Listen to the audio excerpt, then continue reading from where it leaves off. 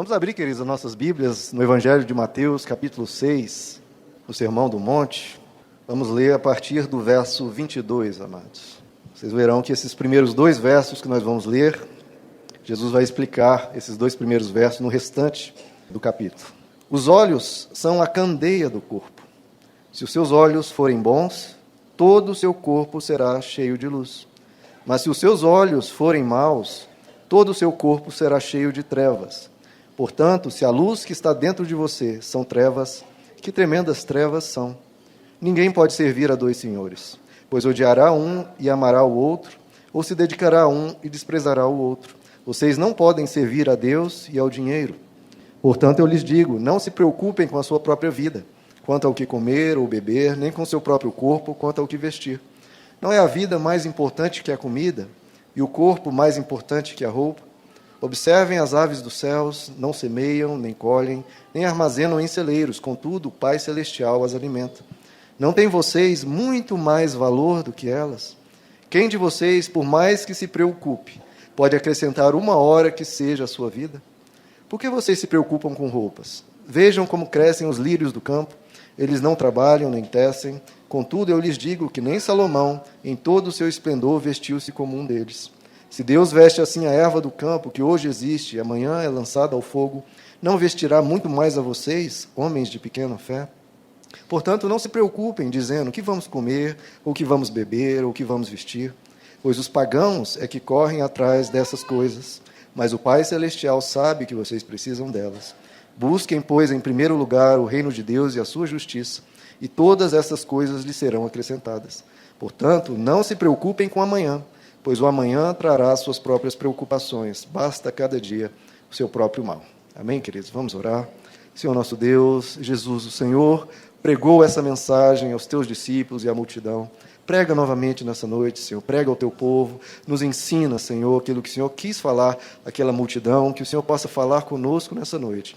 Usa, Pai, aqui o teu servo, que o teu Espírito abra o coração de todos para a verdade. Fala conosco, pois nós viemos aqui buscar ao Senhor, sempre, Senhor. Nós te louvamos e te agradecemos em nome de Jesus. Amém. Vamos ler de novo, queridos, esses dois primeiros versos. Mateus 6, vamos ler o verso 22 e o verso 23. Nós vamos ver que Jesus, ele explana, ele explica esses dois versos no restante, dos versos que nós lemos. Verso 22, os olhos são a candeia do corpo, a lâmpada da sua vida. Se os seus olhos forem bons, todo o seu corpo será cheio de luz, mas se os seus olhos forem maus, todo o seu corpo será cheio de trevas. Portanto, se a luz que está dentro de você são trevas, que tremenda trevas são. Veja, queridos, que Jesus põe uma ênfase imensa aqui no olhar. Jesus põe uma ênfase aqui, uma ênfase imensa no olhar. Ele diz que a vida do ser humano vai ser luz ou vai ser trevas, dependendo do olhar. Porque os olhos são a lâmpada da sua vida, o olhar é que define como aquela pessoa vai viver, se vai viver em luz, se vai viver em trevas. Queridos, imagine se você pega um óculos com lentes azuis. Um óculos pintado, com lentes azuis. Vocês concordam comigo que tudo que você enxergar, você vai enxergar com um tom azulado? Tudo que você olhar vai ter o tom azulado, porque aquela lente que está na frente dos seus olhos é azul, então você vai olhar tudo azulado. Veja que a pessoa vai enxergar os mesmos objetos, as mesmas coisas que você, exatamente igual, só que por causa dos óculos, por causa daquela lente, tudo muda de cor. O objeto é o mesmo, mas tudo muda de cor. E o que é interessante, queridos, é que todos nós temos óculos. Em relação a compreender a vida e a viver a vida, todos nós temos óculos. Nós temos a nossa mente pela qual a gente processa tudo que ocorre na nossa vida. E esse nosso olhar para a vida, isso é construído ao longo do nosso viver, com base nas nossas experiências de vida, com base na nossa cultura, com base na nossa herança familiar, com base nos nossos desejos que nós temos, nossos sonhos, o que a gente anseia, e com base nos nossos valores. Tudo isso são várias lentes que estão na frente do nosso olhar, que faz com que nós interpretemos a vida de uma forma ou de outra. De novo, se você usar um óculos de lente azul, tudo que você enxergar vai mudar de cor. Mesmos objetos, vai enxergar a mesma realidade, mas tudo muda de cor. E aí Jesus diz, os olhos é a candeia do corpo, os olhos é a lâmpada, é a luz da sua vida. Ele foca aqui no olhar. E o que Jesus diz? Se você tiver o olhar correto para a vida, você terá luz. Ou seja, se você olhar para a vida da forma correta, você terá paz, que é luz, você terá alegria, você terá liberdade, você terá gratidão, você terá descanso. Tudo depende do seu olhar. Tudo isso muda, Jesus está falando, não é a realidade, ele está falando do olhar. Tudo isso, você vai ter luz para a sua vida dependendo do seu olhar. E se você tiver o olhar errado, você vai ter trevas. Porque dependendo de como você olhar a vida, sua vida espiritual vai ser morta na prática. É o que ele detalha nos versos seguintes. A sua vida espiritual vai estar morta. Você vai estar cheio de preocupações e ansiedades, que ele discorre aqui em vários versículos, e nos últimos 2 versículos ele fala que você vai ter medo do futuro. Você não vai conseguir servir a Deus, vai viver cheio de preocupações e ansiedades e vai ter medo do futuro, por causa do olhar errado. E ele detalha, o que ele diz primeiro? Que o ser humano não consegue servir a 2 senhores. Ou vai amar a um e não o outro, ou vai amar o outro e não a um. Então, e ele conclui, não conseguimos servir a 2 senhores, não podemos servir a Deus e ao dinheiro. Então, uma pessoa, queridos, com o olhar errado, ela vai tentar servir a Deus, vai inclusive achar que está servindo a Deus, mas Jesus está dizendo, estará longe de Deus, por causa do olhar incorreto com a vida. E ele fala sobre a pessoa trabalhando, mas ela tem medo, o que eu vou comer, o que eu vou vestir, o que eu vou beber.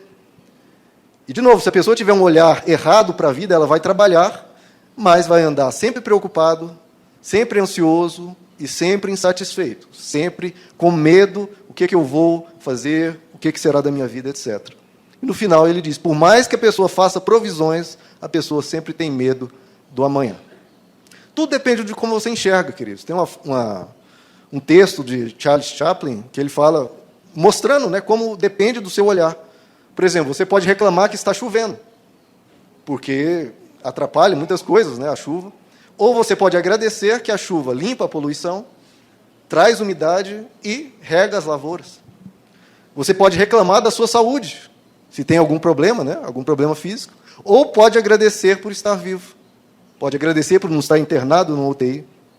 Você pode se queixar dos seus pais, como eles criaram você, ou pode agradecer por estar vivo. Você pode reclamar por ter que acordar cedo, ir trabalhar e pegar trânsito, ou pode agradecer a Deus por ter um trabalho. Você pode ter tédio, né, da rotina, das tarefas de casa, ou pode agradecer a Deus por ter um lar. De novo, dependendo do olhar, a mesma situação, a pessoa está insatisfeita e murmurando, ou a pessoa está grata e feliz, dependendo do olhar. Voltando aqui para o que Jesus ensina, se a pessoa tiver um olhar errado, e o que ele vai chamar aqui do olhar errado inicialmente? Uma visão materialista da vida. Ou seja, a pessoa quer servir ao dinheiro, quer servir às riquezas, mas quer servir a Deus.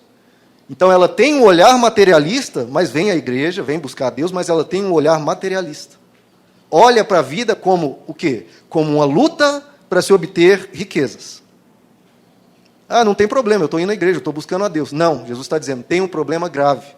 Se você tiver o olhar incorreto, você não vai ter luz, não vai ter paz, não vai ter alegria. E ele conclui, você não vai conseguir servir a 2 senhores. Se o teu olhar for materialista, você não vai conseguir servir a Deus.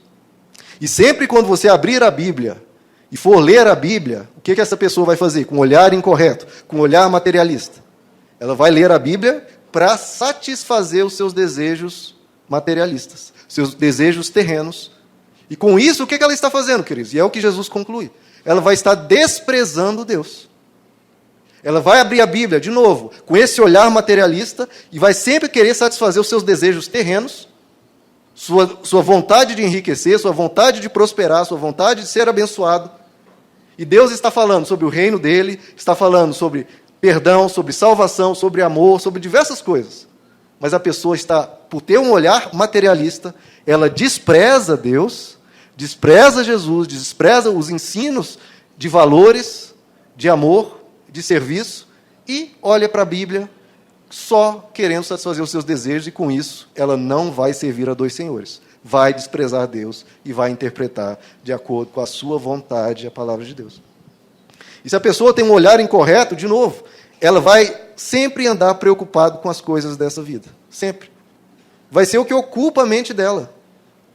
Qual vai ser o meu próximo trabalho? Será que eu vou receber aquela promoção? O que eu vou comer? O que eu vou me vestir? O que eu faço para o ano que vem? Todos os planos dela vai girar em torno da terra, deste mundo. E, de novo, um olhar incorreto, ela vai andar preocupada, sempre preocupada. E Jesus, com um exemplo doce, um exemplo bem ilustrativo, ele diz: Deus cuida das aves, que não valem nada, quanto mais de nós. Deus cuida dos lírios do campo, que amanhã estão secos. Como Ele não vai cuidar de nós? Mas o ser humano, nessa ansiedade, e nessa preocupação, e nessa falta de fé, vai sempre estar buscando a Deus com medo, com preocupação, porque não confia. Jesus está falando, as aves e os lírios recebem naturalmente da proteção e da bênção de Deus. Agora o ser humano está tão preocupado, tem a mente tão cativa a esse pensamento materialista que está sempre correndo atrás dessas coisas, não descansa e, de novo, por um olhar errado, está sempre preocupado. E aí Jesus faz o desafio: decidam vocês. Jesus vira para aquela multidão e diz: decidam vocês que tipo de olhar vocês vão ter. É para decidir. Vocês vão ter um olhar de pagãos ou um olhar de alguém que realmente crê em Deus? E Jesus diz: os pagãos que correm atrás dessas coisas. Os pagãos que correm atrás dessas coisas.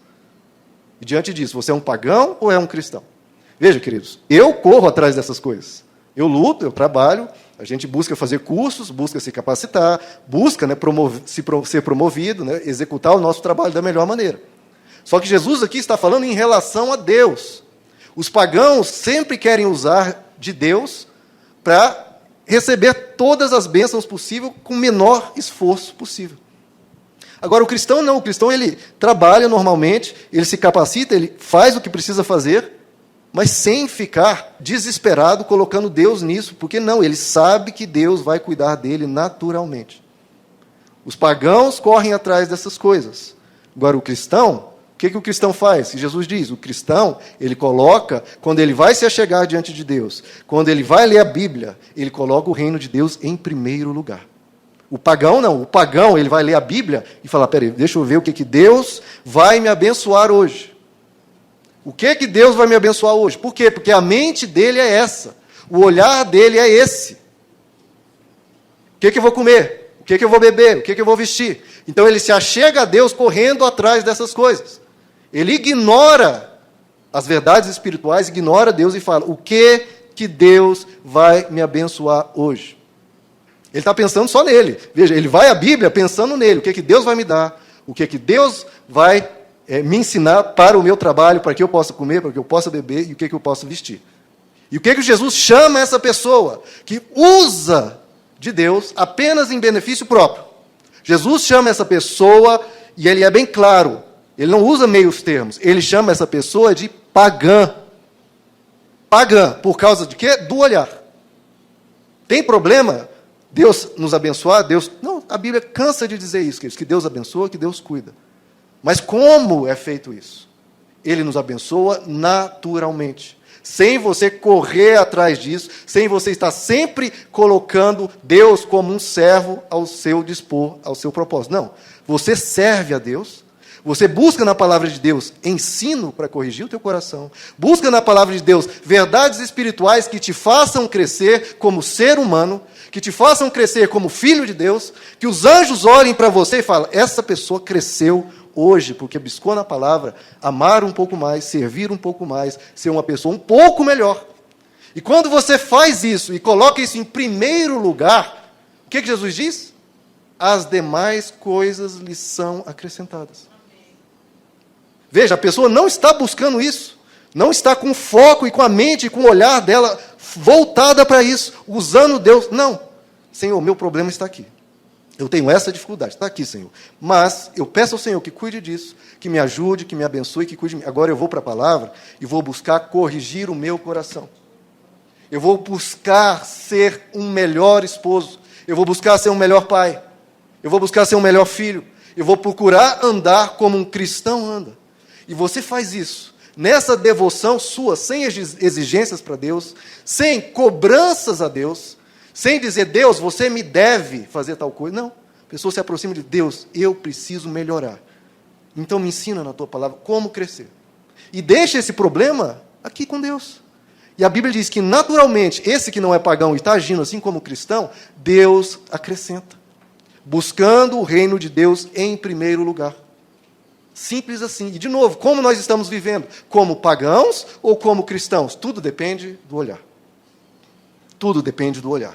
Queridos, cristianismo é mais, prestem atenção, cristianismo é mais do que como você vive. Cristianismo é como você enxerga a vida. É como você vive e é também como você enxerga a vida. Porque o pagão, como o pagão vê a vida? Bom, eu preciso comer, eu preciso beber, eu preciso vestir, eu preciso trabalhar, eu preciso me guardar de males, eu preciso me proteger em relação ao amanhã. E vive ansioso por essas inúmeras preocupações. O cristão, como o cristão vê a vida? O cristão vê a vida assim, eu preciso amar mais, eu preciso servir mais, eu preciso me tornar uma pessoa melhor, eu preciso fazer boas coisas, eu preciso andar com Deus. E comer, e beber, e vestir, o trabalho. As demais coisas lhe serão acrescentadas. Você é um pagão ou você é um cristão? Abra comigo, queridos, em Colossenses capítulo 3, por favor. Cristianismo é mais do que forma de viver, queridos, é forma de enxergar a vida. Colossenses capítulo 3. Se os seus olhos forem bons, você terá luz. Colossenses capítulo 3. De novo, como o cristão enxerga a vida. Nós vamos ler diversos trechos mostrando isso. Colossenses capítulo 3, verso 1. Já que vocês ressuscitaram com Cristo, olha como ele já enxerga a vida. Eu sou alguém que ressuscitou com Cristo. Procurem as coisas que são do alto. Você tem procurado, meu irmão, as coisas que são do alto? Procurem as coisas que são do alto, onde Cristo está sentado à direita de Deus. E não apenas procurem, mantenham o pensamento nas coisas do alto. E se não ficou claro, ele esclarece. E não nas coisas terrenas. O que eu vou comer, o que eu vou vestir, etc, etc. Pois vocês morreram e agora a sua vida está escondida com Cristo em Deus. A sua vida está escondida com Cristo em Deus. Sabe o que é isso, queridos? Quando Cristo, que é a sua vida, olha a mente do cristão, Cristo, que é a sua vida, for manifestado, então vocês também serão manifestados com Ele em glória. Assim façam morrer tudo que pertence à natureza terrena de vocês. Imoralidade sexual, impureza, paixão. Veja, os dois primeiros a gente sempre identifica com a natureza terrena, imoralidade sexual e impureza. Mas ele fala paixão, ou seja, sonhos que você cobra de Deus. Espera aí, tem que ver se é de acordo com ele ou não. Desejos maus, abandone. E a ganância, que é a idolatria. Ele fala, mantenha os seus pensamentos nas coisas do alto. Quais são? Já falamos. Você precisa crescer como alguém que caminha com Deus. Precisa amar mais. Precisa ser uma pessoa que busca sabedoria. Que busca ser uma pessoa melhor. Mantenha a sua mente nisso. E as coisas terrenas, inclusive a ganância, inclusive a cobiça, que infelizmente é incentivada em outras igrejas, ponha isso por terra. Cresça em primeiro lugar. E Deus vai te abençoar naturalmente. Em relação, queridos, vamos ver alguns exemplos da mentalidade cristã contra a mentalidade pagã, da visão de um cristão, do olhar de um cristão, em diferença à mentalidade ou olhar errado. Queridos, digamos que Deus, o próprio Deus, apareça para você.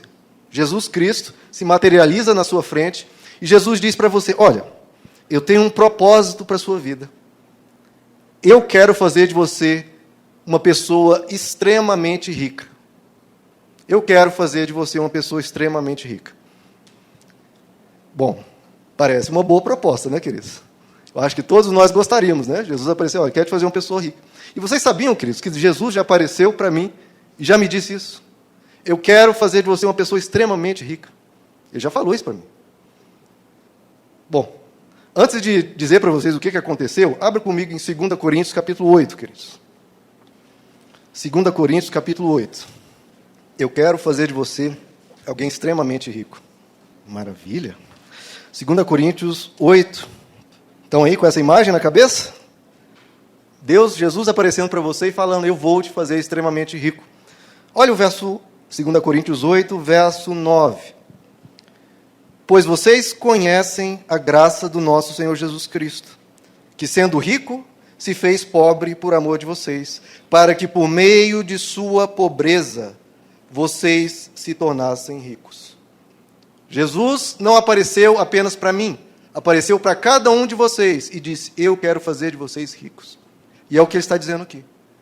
Jesus, do alto da glória, abandonou a sua riqueza e se fez pobre para nos tirar da nossa pobreza e nos fazer ricos. Agora, veja a nossa mentalidade pagã, queridos. Quando eu disse, se Jesus aparecesse e dissesse que quer te fazer extremamente rico, o que veio à sua cabeça?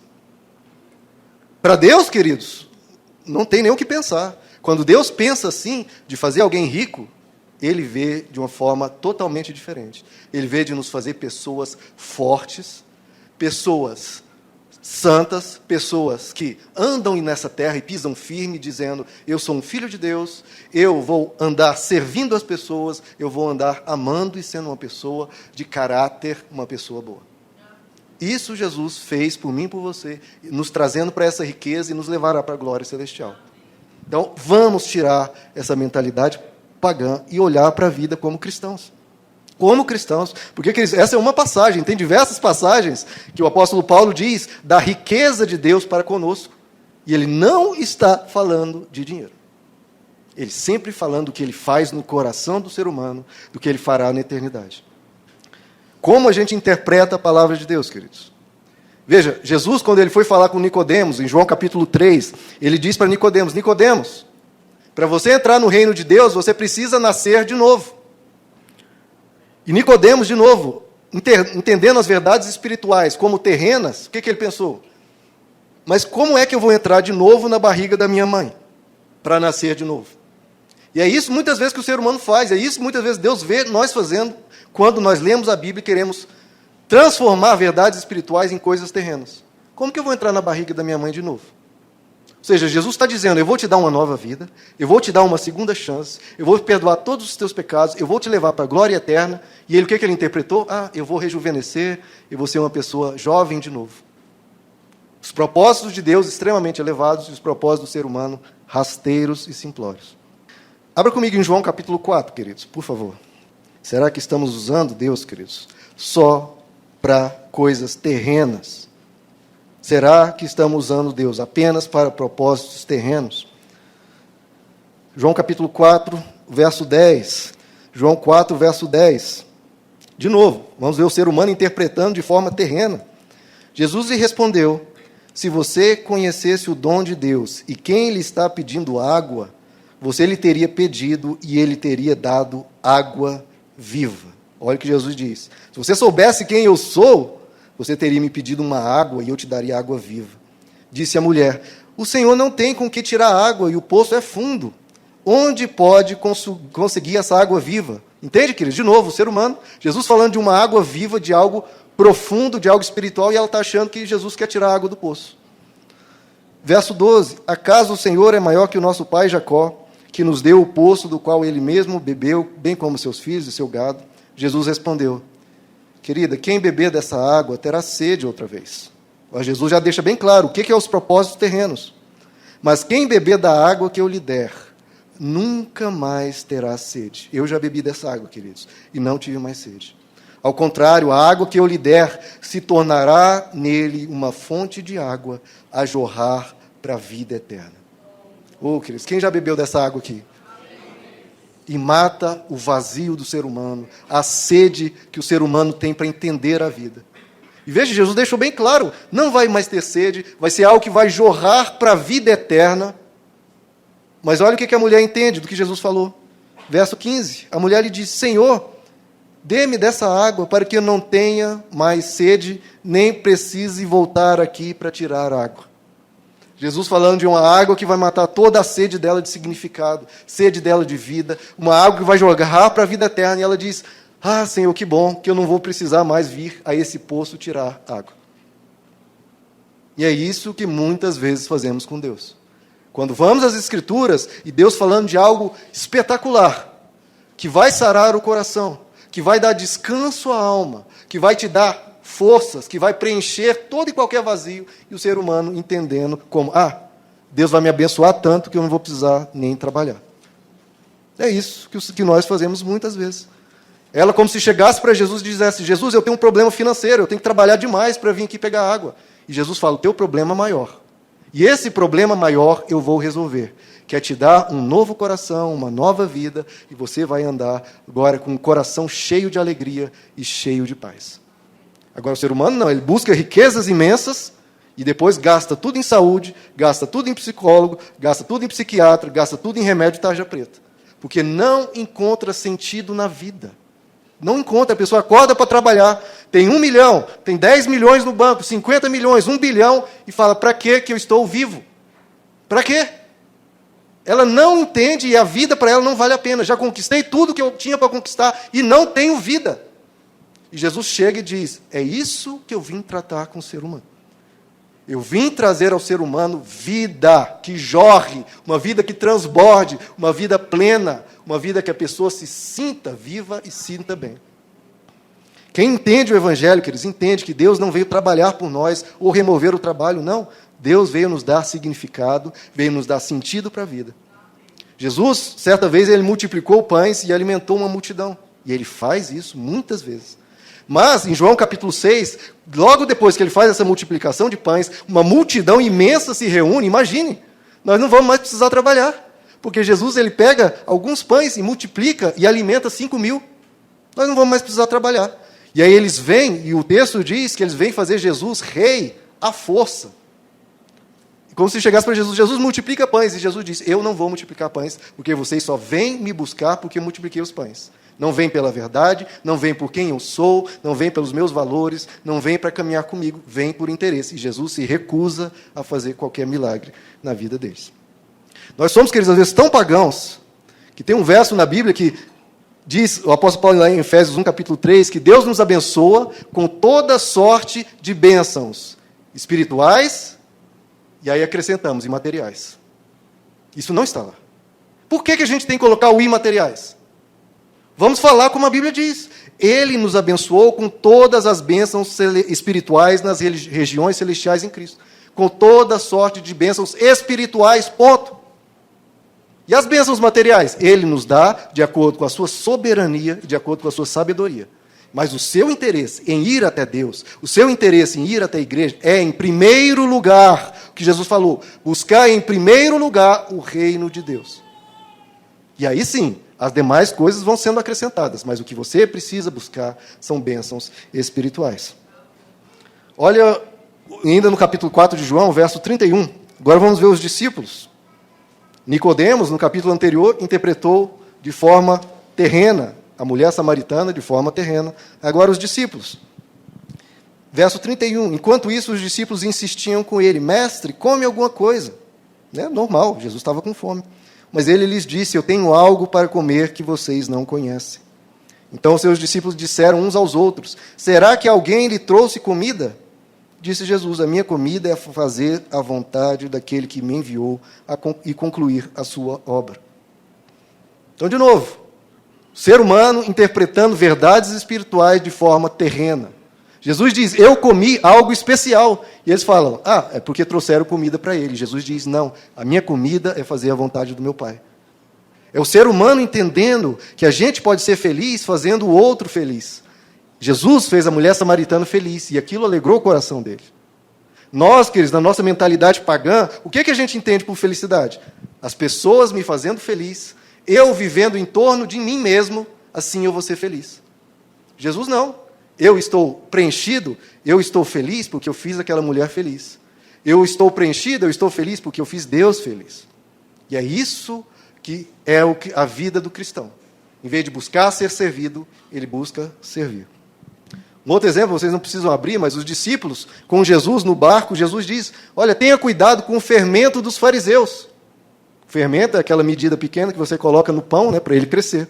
Jesus diz, cuidado com o fermento dos fariseus.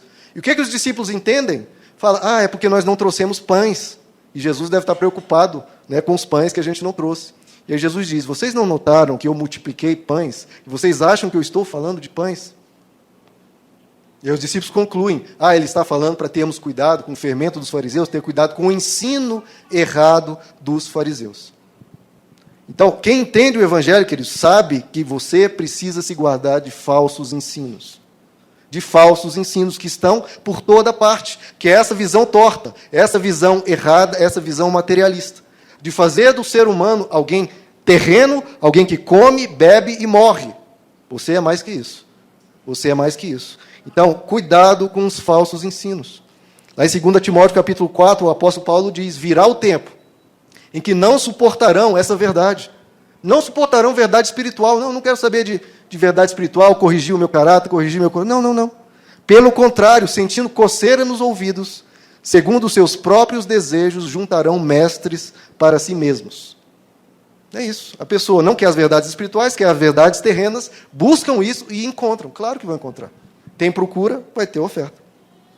Esses dias eu vi um vídeo, esses vídeos que às vezes as pessoas passam, que tenham cuidado, porque às vezes são pessoas ensinando com esse olhar torto, com esse olhar terreno, esse olhar materialista, fazendo de Deus um servo para satisfazer todos os seus caprichos, todos os seus desejos. Um pastor que pegou Colossenses 1:27, que diz assim, Cristo em vós, a esperança da glória. Cristo em vós, a esperança da glória. E o que ele traduziu isso? Cristo em você é a esperança de você receber glória no seu trabalho, de você ser bem-sucedido. Irmãos, isso é paganismo, isso é heresia, isso é engano. É olhar para a palavra de Deus, que está falando de uma verdade espiritual, trazer para o terreno, para o que é para o material, e fazer de Deus escravo dos seus desejos. Isso é horrível, queridos. Cristo em vós, a esperança da glória, do que ele está falando? E o capítulo inteiro fala sobre isso. De nós estarmos passando nessa terra de forma peregrina e irmos para a glória eterna. Em Romanos 8, verso 17, o apóstolo Paulo diz, se somos filhos, somos herdeiros. Herdeiros de Deus, co-herdeiros com Cristo. Se de fato participamos dos seus sofrimentos, para também participarmos da sua glória, da glória de Cristo, que foi qual? Ser bem-sucedido? Não. Ir para a eternidade. Considero que os nossos sofrimentos atuais não podem ser comparados com a glória que em nós será revelada. A glória de vivermos com Deus para sempre. Queridos, que dificuldade Deus tem para nos despertar para as coisas espirituais. Que dificuldade. Então, queridos, eu imploro a vocês esse cuidado. Quando vocês forem à palavra de Deus, ou estiverem ouvindo algum ensino, tudo o que vocês forem interpretar tem que se colocar em primeiro lugar o reino de Deus.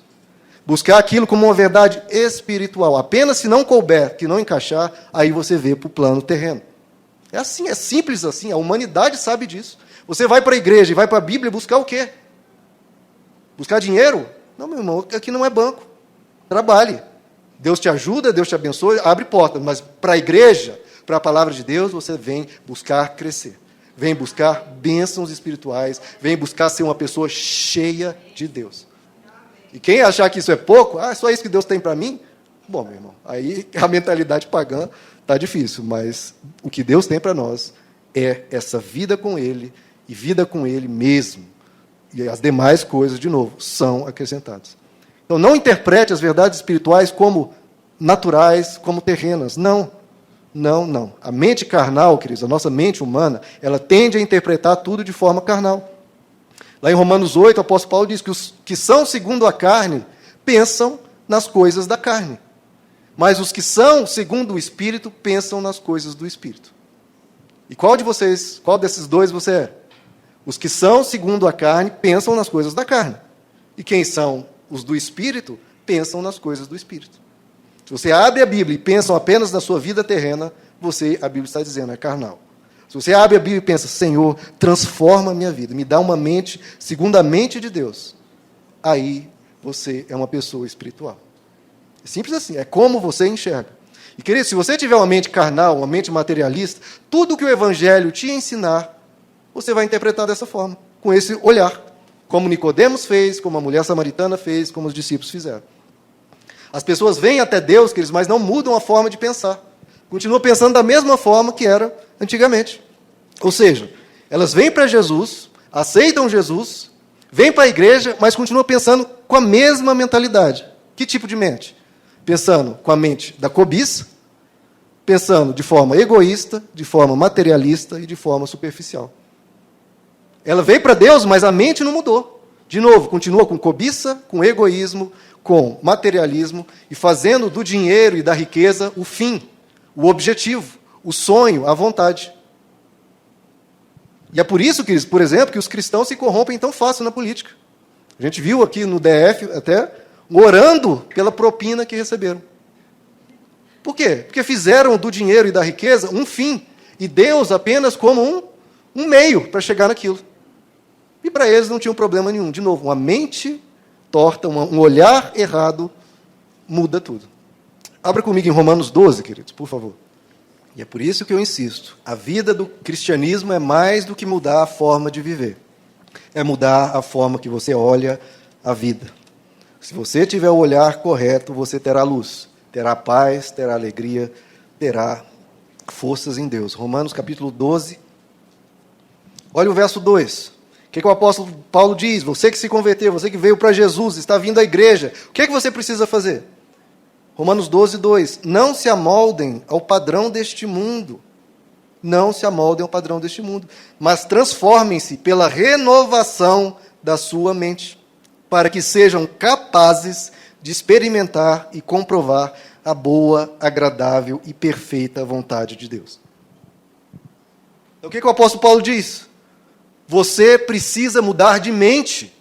Se você veio para Jesus, você tem que pegar sua mente anterior, botar de lado e colocar uma nova mente. Renovar a sua forma de pensar, transformar o seu pensamento, não pensar segundo o padrão do mundo. Para quê? Para que você consiga experimentar a boa, perfeita e agradável vontade de Deus. A boa, perfeita e agradável vontade de Deus. Quem recebeu essa nova mente, quem passou a olhar a vida de uma forma que não é nascer, crescer, comer, beber, casar e depois morrer. Não, entendeu? Existe uma vida eterna. Eu tenho um Deus, eu sou filho dele, eu sou amado. Senhor, me leva para onde o Senhor quiser.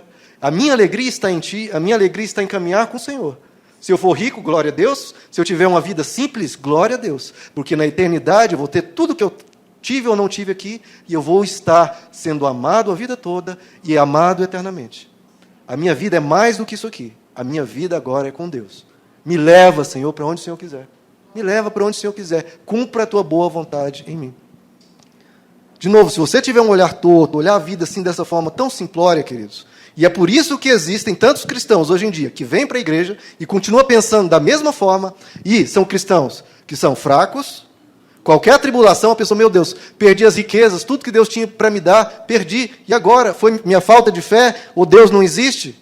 Cristãos fracos, cristãos vazios, cristãos instáveis, cristãos medrosos, corrompíveis, ingratos e deprimidos.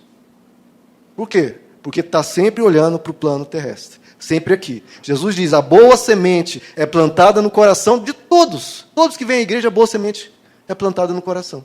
Algumas sementes são roubadas, né, pelas aves, pelos demônios, que vêm, falsos ensinos, roubam a verdade.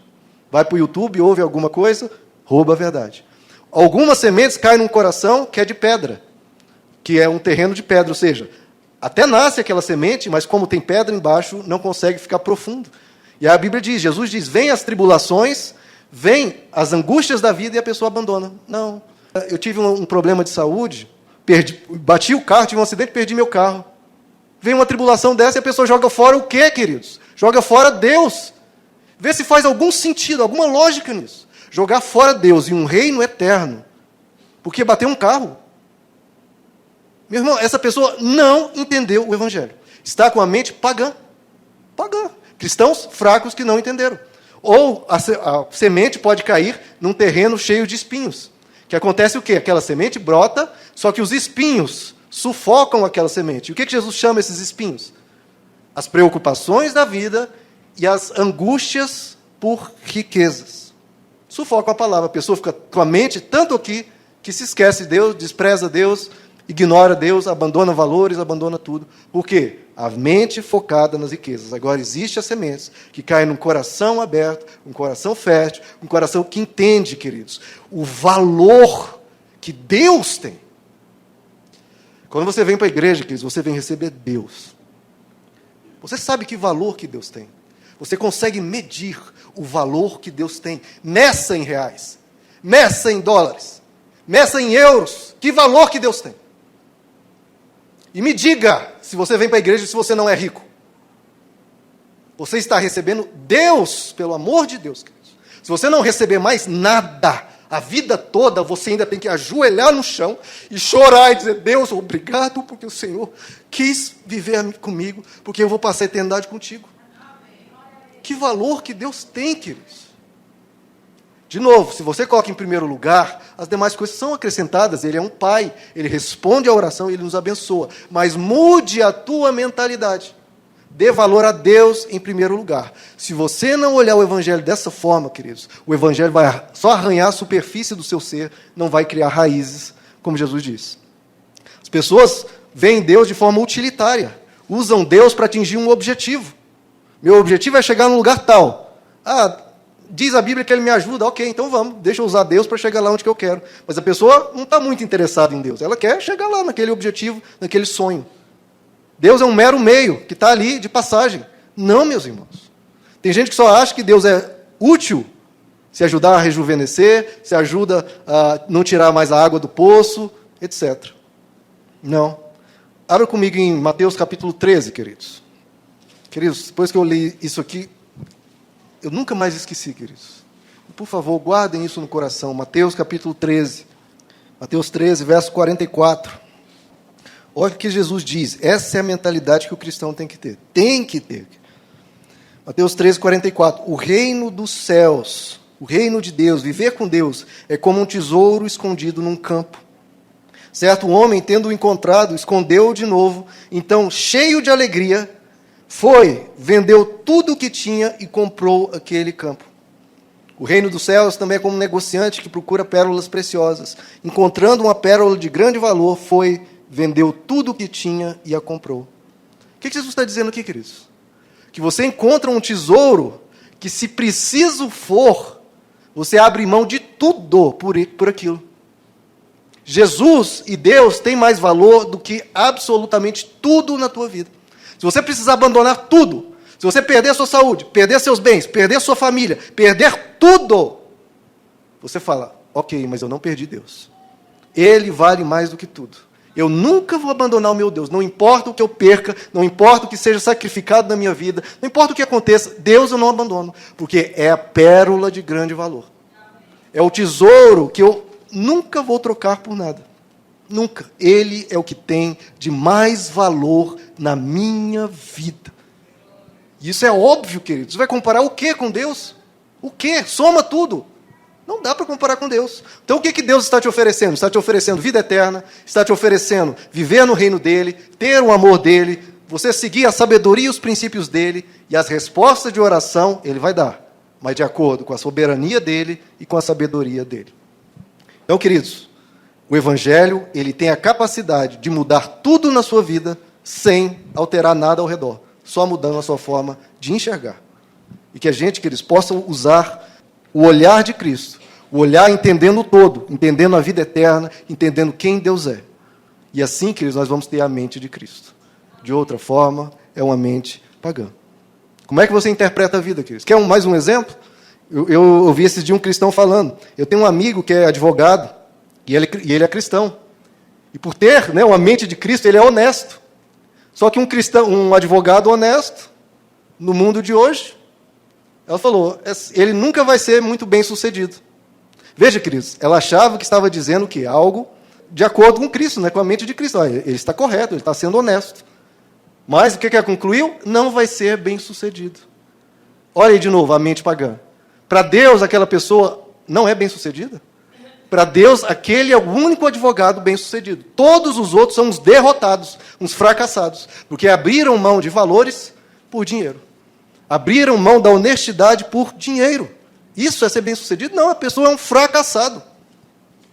Queridos, eu quero que todos vocês sejam vitoriosos em todas as áreas da sua vida. É o meu desejo para vocês.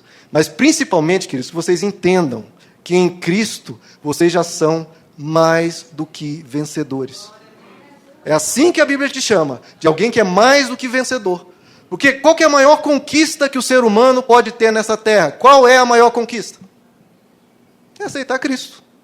Essa é a maior conquista. porque vai para a glória eterna, entendeu que precisa de Deus, entendeu que precisa de perdão. Essa é a maior conquista, e por isso que é tão difícil alguém se chegar a Deus, receber esse entendimento. É muito difícil dobrar o ser humano e ele entender isso. Essa é a maior conquista. E por isso que a Bíblia diz, vocês que entenderam isso e foram para Deus, vocês são os mais vencedores. Vocês são mais do que vencedores em Cristo Jesus. Esse sim, aqueles que são bilionários, senadores, prefeitos, governadores, muitos deles são fracassados, porque não tem Deus. Você é mais do que vencedor. Há muitos na terra que são vencedores. Mais que vencedores, só os que estão com Cristo. Como é que está o teu olhar, então, amado? Que você vá até Deus buscando as bênçãos espirituais, buscando crescer como ser humano, transformar os seus valores, ser uma pessoa de bem, ser uma pessoa amável, ser uma pessoa que produz todos os frutos do Espírito. Amor, alegria, amabilidade, paz, paciência, domínio próprio, mansidão, bondade, fidelidade. E, querido, se você colocar isso em primeiro lugar, buscar amar mais, servir mais, ser uma pessoa melhor, ser uma pessoa de paz, ser uma pessoa mansa, ser uma pessoa segundo o caráter de Cristo, isso é mente cristã. E aí as demais coisas, queridos, as demais coisas Deus acrescenta, Deus cuida, Deus abençoa. Mas não esqueça do seu coração. Não esqueça da sua vida espiritual. Não esqueça da sua vida com Deus. O olhar é a lâmpada da sua vida. Olhe para a vida enxergando realidades espirituais. Olhe para a vida querendo crescer em Deus. Olhe para a vida pensando, eu quero ser alguém mais parecido com Cristo. Eu quero viver a realidade do cristianismo. E essa realidade é o quê? Uma vida transformada. E você vivendo isso, querido, Deus, olha, vai olhar você, que coisa linda que meu filho fez hoje. Que coisa linda que ele abençoou uma pessoa, elogiou uma pessoa, foi honesto, foi uma pessoa de caráter, foi uma pessoa honesta, foi uma pessoa amável, foi uma pessoa de paz. E quando Deus olha isso, queridos, aí Ele faz questão de abençoar. Aí Ele faz questão de cuidar. E enxergue Deus, queridos, como uma pérola de grande valor, como o maior valor da sua vida. Aquilo que você deve se apegar e jamais largar. Todas as demais coisas que podem passar, menos Deus. Isso a gente não negocia, isso a gente não troca, isso a gente põe em primeiro lugar. E para esses que amarem a Deus assim, amarem o reino dele assim, queridos, Deus vai estar contigo, vai caminhar contigo, vai estar com o Senhor. E é isso que eu quero, para mim pelo menos é isso que eu quero, andar com Ele. E essa é a minha riqueza, queridos. Essa é a minha riqueza, saber que Deus está comigo todos os dias, que Ele olha por mim, que Ele me ama, que Ele ama vocês. Nós somos mais do que vencedores em Cristo Jesus. Vamos dizer isso, queridos? Nós somos mais do que vencedores em Cristo Jesus. Nós somos mais do que vencedores em Cristo Jesus. Nós somos mais do que vencedores em Cristo Jesus. É assim que os anjos dos céus pensam. Eles olham para vocês e falam, esses são os vencedores. Esses são. Aquele rico milionário, os anjos não estão nem dando bola para aquilo, queridos. Para vocês. E é assim que Deus enxerga. Pessoas que entenderam e me querem. Essa é a maior conquista que você pode ter na tua vida. Vamos orar, queridos. Senhor nosso Deus, obrigado por ter nos aceitado na tua presença. Obrigado por ter nos recebido no teu reino, por ter nos feito nascido de novo. Obrigado por esse caminhar, Senhor, que a gente olha para o futuro sem medo, sem preocupações, sem ansiedades, porque nós vamos estar com o Senhor. Pode vir a tempestade e eu vou estar firmado na rocha. Ninguém nos tira da tua presença. Quem nos separará do amor de Deus? Quem? Será a tribulação? Será a angústia? Será a espada? Será o presente, o futuro? As coisas do porvir? Não, ninguém nos separará do teu amor, Senhor. Que a gente tenha essa mentalidade, que o Senhor possa transformar a nossa forma de enxergar, para que a gente tenha paz. Porque sabendo que o Senhor será sempre presente conosco, nós podemos ter paz. Desafios, lutas, problemas, dificuldades, acidentes, problemas de saúde, todo ser humano passa. O nosso descanso não é em ser livre disso, porque é uma utopia. O nosso descanso é saber que o Senhor estará conosco, conduzindo tudo, e assim a gente pode dormir em paz. Eu durmo em paz, porque eu sei que o Senhor me sustenta, que o Senhor me dá forças, e que se eu passar por algo, o Senhor vai estar ali. O cristão tem um olhar olhando para o Senhor. E olhando para Ti, Senhor, a tempestade vem e a gente não afunda, mas se nós tirarmos o olhar de Ti, nós começamos a afundar. Faz que o nosso olhar fique firmado em Ti, Senhor Jesus, que é o autor e consumador da nossa fé. O olhar fixo em Jesus, sabendo que o Senhor é o nosso grande valor, o Senhor é a força da nossa alma, que é melhor o Teu amor do que a vida. Oh, Jesus, nos ensina a ter um amor pelo Teu reino, o amor pelo Teu evangelho, o amor pelas verdades espirituais. Transforma o nosso coração, transforma a nossa mente, transforma o nosso olhar. Ajuda-nos a buscar a Ti, Senhor, e a somente a Ti. Porque buscando a Ti, as demais coisas vêm.